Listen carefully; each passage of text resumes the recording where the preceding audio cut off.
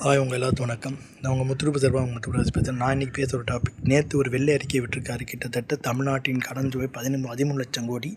அதாவது பல இதுகள் தேவையில்லாமல் செலவு பண்ணியிருக்காங்கன்ட்டு நம்ம மரியா வில்சன் நிதியமைச்சர்.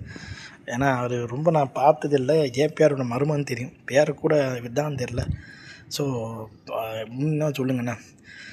ஏன்னா அந்த அளவுக்கு நிதிச்சுமை பற்றாக்குறையில் தமிழ்நாடு இருக்குதுன்னு சொல்லியிருக்காரு. ஸோ தமிழ் கொஞ்சம் நல்லா இருந்துச்சு, இன்னும் கொஞ்சம் திருத்திட்டா நல்லா இருக்கும்னு சொல்லிக்கிறேன். ஸோ அதனால் என்னென்னா, தமிழ்நாட்டில் பிறக்கக்கூடிய ஒரு குழந்தைக்கு கூட 1.25 லட்சம் கோடி கடன் இருக்குது. தேவையில்லாத திட்டங்கள் கொண்டு வந்து, ஆனால் அதுக்கு நிதிக்கு பண்ணியிருக்காங்க. ஆனால் எந்த நம்ம செலவு பண்ணலைன்னு சொல்லிட்டு வெள்ளை அறிக்கை விட்டுருக்காங்க. இந்த வெள்ளை அறிக்கை மிகப்பெரிய ஒரு கவன ஈர்ப்பாக இருக்குது.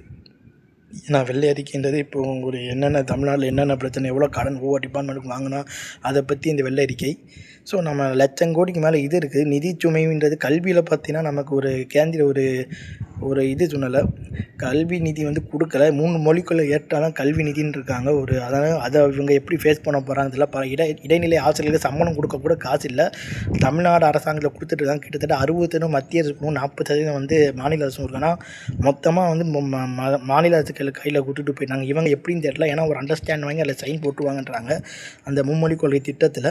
ஸோ இப்படி போயிட்டுருக்க தமிழ்நாட்டில் நிதி சுமையை எப்படி இவங்க ஃபேஸ் பண்ண போகிறாங்க? முதல் வெள்ளை அறிக்கைன்றாங்க இவங்க ஆட்சிகளை ஸோ அது கவன ஈர்ப்பு பட்டிருக்கு. தமிழ்நாடு நிலைமை இன்னும் எப்படி போக போகுது, என்ன ஆக போகுதுன்றதை நம்ம பொறுமையாக பார்த்தாங்கன்னு சொல்லி என் வீடியோ முடிச்சுக்கிறேன். பை.